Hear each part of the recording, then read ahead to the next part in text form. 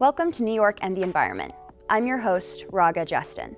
Us New Yorkers are truly blessed to live in such a geographically diverse state. From the coastlines of the Great Lakes to the beautiful mountain ranges of the Adirondacks and Catskills, our state is a haven for folks who enjoy spending time outdoors. But you don't have to be an outdoorsy person to be concerned about what happens to our environment. You might look at news stories of industrial pollution, wildfire smog, and flooding and think to yourself, that seems bad. In New York specifically, climate change could spell trouble for the folks who live along coastlines and waterways, of which there are plenty. And outside of climate issues, there have been plenty of stories on the discovery of contaminants in our air and water, like PFAS. These are monumental and existential challenges we face. But we can rise to the occasion to take them on, and New York has a unique opportunity to be a role model for other states' environmental initiatives. In this episode, we'll take a look at how our state government regulates forces that impact the environment. We'll also go over some of the state's new environmental laws and how they were pioneered by advocates and voters. Let's start with New York's Department of Environmental Conservation, which is the main environmental regulatory body in the state. It was formed back in 1970, following the big environmental movement of the 60s, during which there was a nationwide push for stronger environmental protections. If you think back to our episode on state government, we talked about state agencies being part of New York's executive branch. Each department has its own area of focus and exists to implement and enforce laws passed by the legislative branch. The DEC oversees environmental laws and issues related to pollution and human health. Right now, the DEC is focused on implementing New York's landmark environmental law, the Climate Leadership and Community Protection Act that passed in 2019. This is an incredibly broad and ambitious climate law, with a long list of goals. But here are some of the most prominent. 70% of the state's electricity is to be powered by renewable energy by 2030, with zero emissions from our electric grid by 2040, and an overall 85% reduction of greenhouse gas emissions by 2050. The DEC is currently working with NYSERDA, one of the state's energy agencies, on how to implement the law in order to achieve these goals. One of the major ways they plan to achieve them is through a cap and invest program. What that means is that there would be a gradually decreasing cap on the permitted amount of greenhouse gas emissions in the state. And during this time, companies would pay for the emissions they create. This money would then be used to fund other environmental programs and initiatives in the state, with a particular focus on disadvantaged communities. But the Climate Leadership Act is not the only thing on the DEC's plate, and we spoke with Commissioner Basil Seggos to learn more. We're also very busy protecting the state's water resources. Obviously, we are a water-rich state, and all of our cities and towns are built on the waterfront for the most part. Our infrastructure has been in decay for many decades, and really, since 2017, we've been putting an emphasis on rebuilding sewer lines, water lines, protecting watersheds, and all of that is ultimately to protect human health and allow the state to prosper and to thrive for many decades to come.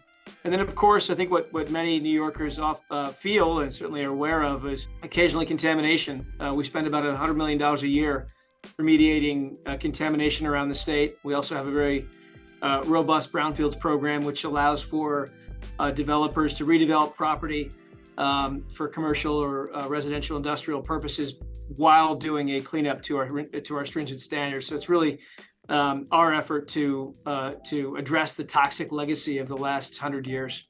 Up next, we're going to look at two major environmental ballot initiatives that were recently voted in by New Yorkers.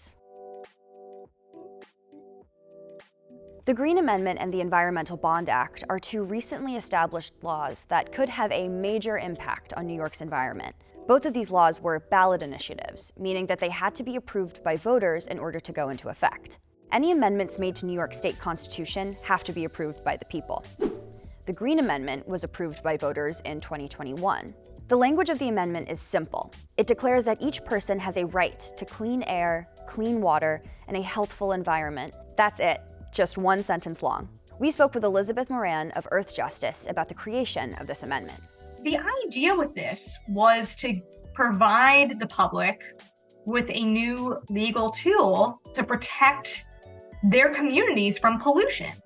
A lot of this was inspired by the drinking water crisis that took place in the small community of Hoosick Falls, New York. Hoosick Falls, for those who are unfamiliar, is a small village about an hour outside of Albany, right by the border of Vermont, that found extraordinarily high levels of the toxic chemicals PFAS in their drinking water. And the reason that PFAS got in their water was because of improper practices conducted by the companies that have been there that used PFAS and improperly handled it. This legal tool can help New Yorkers fight for their communities and, basically say, like with the siting of facility, for example, does this infringe upon my right to clean air and water and a healthful environment?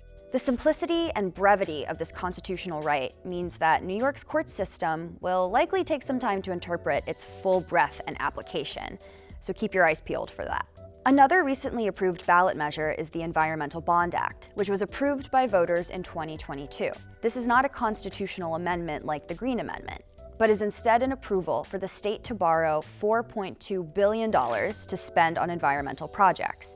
These projects will focus on improving climate resiliency, mitigating pollution, improving water infrastructure, and more. To see New York Now's coverage of the Environmental Bond Act, check out the description. These new environmental laws are significant beyond just their potential impact. Because they passed as ballot initiatives, we can see that the strong majority of New Yorkers have a desire to take care of our natural resources. Politicians aren't the only ones contributing to environmental law.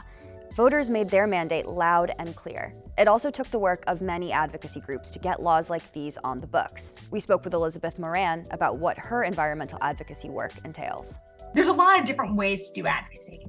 I work with colleagues at my organization, and they are primarily litigators. So they are conducting advocacy by working with clients in communities being impacted by an environmental harm and fighting for them in the courtroom.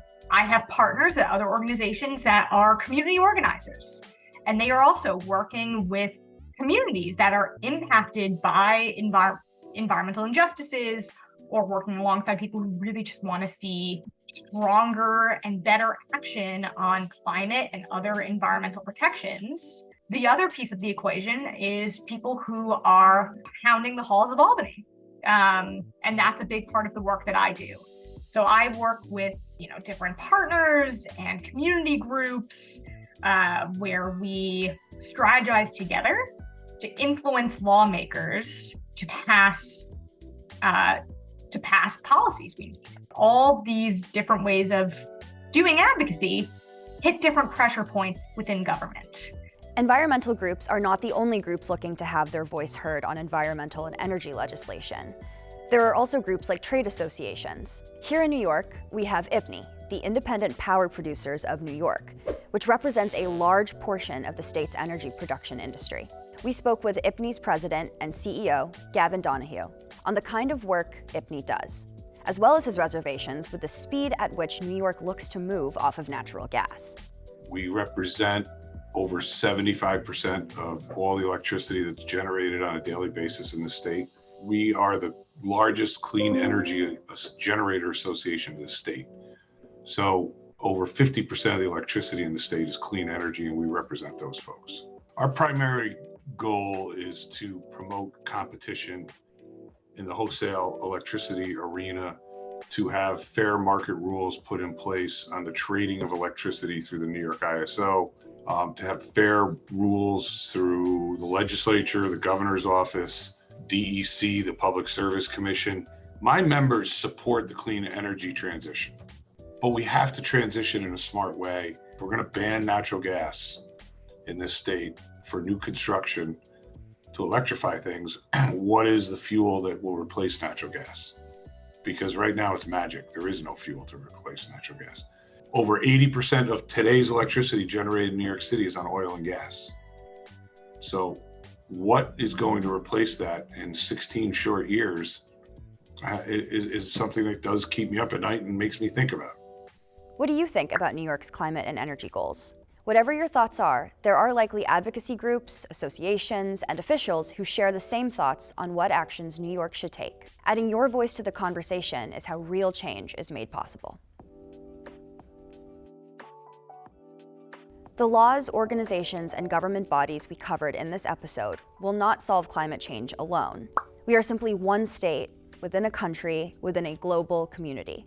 But think back to what caused the formation of the DEC and what caused the implementation of laws like the Green Amendment. These happened because there was a mandate from the people. In this sense, you are the ones driving New York to take action. There's going to be hard work and tough times ahead, but we can look at the steps we're taking together as inspiration that a brighter future is in fact possible. That's all for today. Keep learning, and I'll see y'all later.